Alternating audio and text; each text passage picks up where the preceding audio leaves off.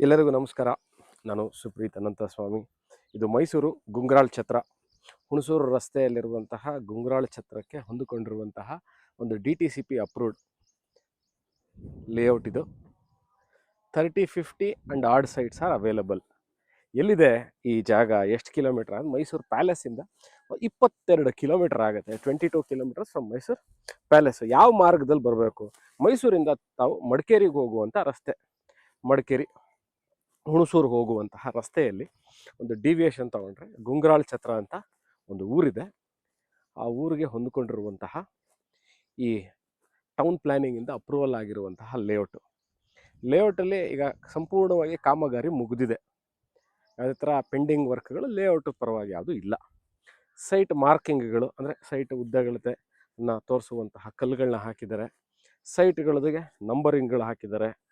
ಈ ಥರ ಪೇವರ್ಸ್ ಹಾಕಿದ್ದಾರೆ. ಒಂದೊಂದು ಸೈಟಿಗೆ ಎಂಟ್ರಿಗೆ ವೇಸ್ಟ್ ವಾಟ್ರು, ನೀರು, ಈ ಥರ ಸ್ಟೋನ್ಸ್ ಹಾಕಿ ಬಾಕ್ಸ್ ಟೈಪ್ ಡ್ರೈನ್ಗಳನ್ನ ಮಾಡಿ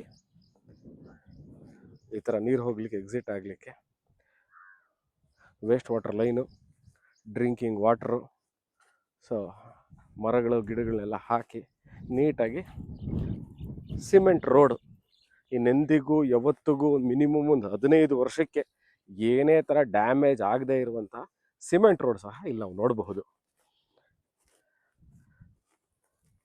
ಮೈಸೂರಿನಲ್ಲಿ ಇನ್ವೆಸ್ಟ್ಮೆಂಟ್ ಮಾಡಬೇಕು ಅಪ್ಕಮಿಂಗ್ ಏರಿಯಾ ಅಂದರೆ ಇದು ಒಂದು ಅಪ್ಕಮಿಂಗ್ ಏರಿಯಾ. ಯಾಕಂದರೆ 22 ಕಿಲೋಮೀಟರ್ಸ್ ಅಂದರೆ ಒಂದು 40 minutes drive from Mysuru city centre.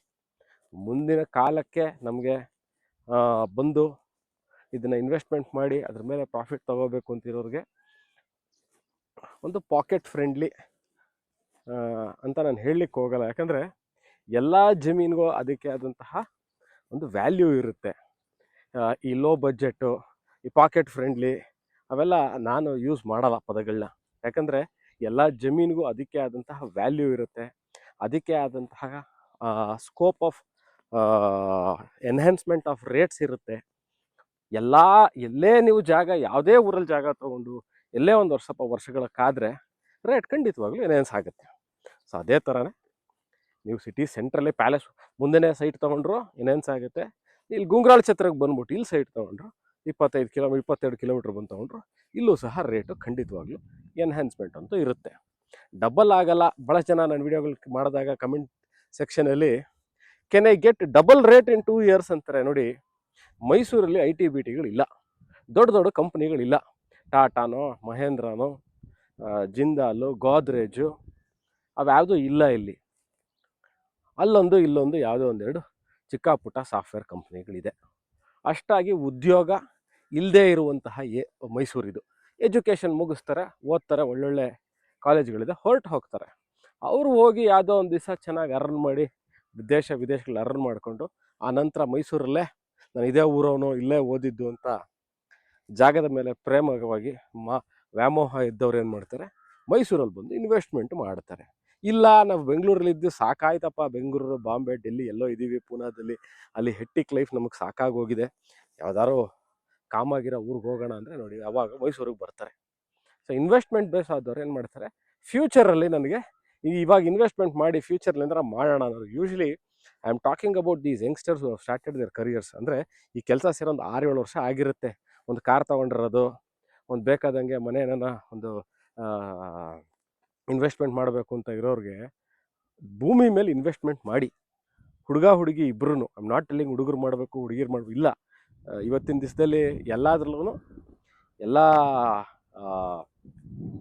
ಸ್ಟ್ರೀಮಲ್ಲೂ both boys and girls are both doing well. So ನಾನು ಹೇಳೋದೇನಂತಂದರೆ, ತೊಗೊಳ್ಳಿ, ಇನ್ವೆಸ್ಟ್ಮೆಂಟ್ ಮಾಡಿ, ಇನ್ವೆಸ್ಟ್ಮೆಂಟ್ ಮಾಡಿ ಎಲ್ಲ ಕಡೆನೂ ನಿಮಗೆ ಒಂದು EMI ಮಾಡ್ಕೊಳ್ಳಿ. Over a period of time EMI ಮುಗಿಸೋ ಅಷ್ಟರಲ್ಲಿ ಒಳ್ಳೆ ರೇಟ್ ಬಂದಿರುತ್ತೆ. ಯೂಶ್ವಲಿ 5 to 8 years EMI ಅಥವಾ ಒಂದು 6 to 9 years EMI ಮಾಡಿಕೊಂಡು ಅದಾದ ನಂತರ ನೀವು ಅದನ್ನು ಸೇಲ್ ಮಾಡಿದ್ರೆ ಖಂಡಿತವಾಗ್ಲೂ ಒಳ್ಳೆ ಇನ್ವೆಸ್ಟ್ಮೆಂಟ್, ರಿಟರ್ನ್ಸು ಸೇಫು. ಭೂಮಿ ಏನೂ ಆಗಲ್ಲ, ಅಲ್ಲೇ ಇರುತ್ತೆ, ಯಾರಿಗೆ ಕಿತ್ಕೊಳೋಕ್ಕಾಗಲ್ಲ, ಹೊತ್ಕೊಳೋಕ್ಕಾಗಲ್ಲ, ಹೊಚ್ಚೋಗಲ್ಲ, ಏನೂ ಆಗಲ್ಲ. ಇಮ್ಮೂವೇಬಲ್ ಪ್ರಾಪರ್ಟಿಗಳು. ಈ ವಿಡಿಯೋ ನೋಡ್ತಾ ಇದ್ದು ವೀಕ್ಷಕರೇ, ಮೈಸೂರಿನಲ್ಲಿ ಇನ್ವೆಸ್ಟ್ಮೆಂಟ್ ಮಾಡಬೇಕು ಅನ್ನೋ ಥರದಲ್ಲಿ ಇದ್ದಲ್ಲಿ, ಯಾಕಂದರೆ ಈ ಭಾಗದಲ್ಲಿ ನಾನು ವಿಡಿಯೋ ತೋರಿಸ್ಬೇಕಾದ್ರೆ ಅಕ್ಕಪಕ್ಕದಲ್ಲಿ ಎಲ್ಲೂ ಸಹ ನಿಮಗೆ ಲೇಔಟ್ಗಳಿಲ್ಲ, ಎಲ್ಲ ಈಗಿರುವಂಥ ತೋಟಗಳೇ ಇರುವಂಥದ್ದು. ಮುಂದೆ ತೆಂಗಿನ ತೋಟ ಇದೆ, ಪಕ್ಕದಲ್ಲೆಲ್ಲ ಏನೇನಿದು ಕಬ್ಬು ಹಾಕಿದ್ದಾರೆ, ಒಂದಷ್ಟು ಈ ಕಡೆ ಹುಲ್ಲು ಹಾಕಿದ್ದಾರೆ, ಆ ಕಡೆ ತರಕಾರಿ ತೋಟ ಮಾಡಿದ್ದಾರೆ. ಎಲ್ಲ ಆಲ್ಮೋಸ್ಟ್ ಗ್ರೀನ್ ಬೆಲ್ಟ್ ಮಧ್ಯದಲ್ಲಿರುವಂತಹ ಲೇಔಟ್ ಆಗಿರುತ್ತೆ ಇದು.